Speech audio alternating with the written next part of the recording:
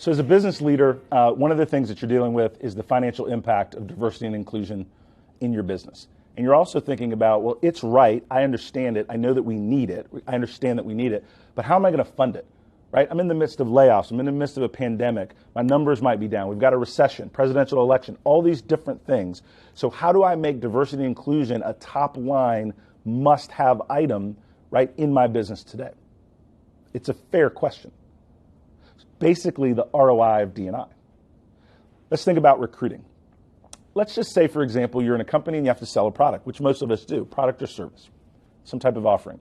And let's say the sales organization in your company has salespeople and they carry $1 million quota, a $5 million quota, a $10 million quota, depending on what you're trying to sell. And let's say that top candidate is from an underrepresented group and you're trying to recruit that candidate.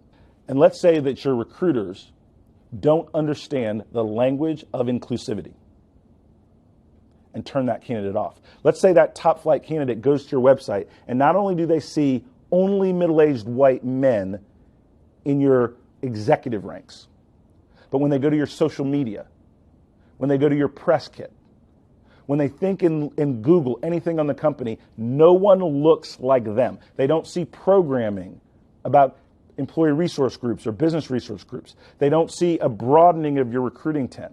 And you miss out on those rock stars. Think about missing out on 4 or 5 of those rock stars in sales per year that are carrying a $5 million quota. And now let's rethink why the ROI of D&I makes sense. Think about if you're in the software development business and a rock star is 10 times more productive than a typical programmer. Think about if you're in marketing and the demographic of your clients and your customers that are buying your products is changing. And you put out a video, and that video only has people that looks like the creators of the video. And it doesn't resonate authentically with the people that you want to buy your product. Now all of a sudden you're thinking about the ROI of D&I in the lens and the context of how you need to grow your business in this new economy. When I'm talking to folks that are in the Generation Z, they make brand loyalty decisions based on the inclusivity of that brand, how that brand makes them feel, the connectedness of that brand.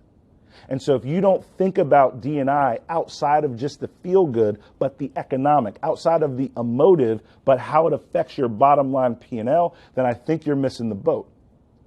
It is not a function that can wait till times are better. It's a function that will drive things to be better.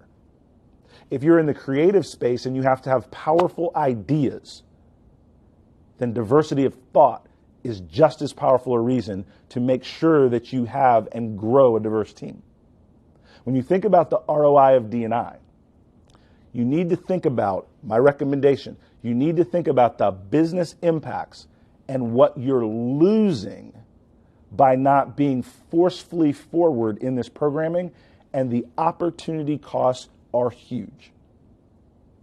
My advice, my hope, is that when you're thinking about D&I programming, it is beyond an HR initiative that just checks the box, but a business initiative where multicultural mindset becomes an extension of your corporate brand.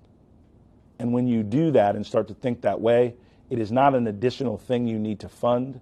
It is a part of the funding of everything you do, because it's that important to have D&I at the tip of the spear of your mindset and your thinking so that you can win in the new economy.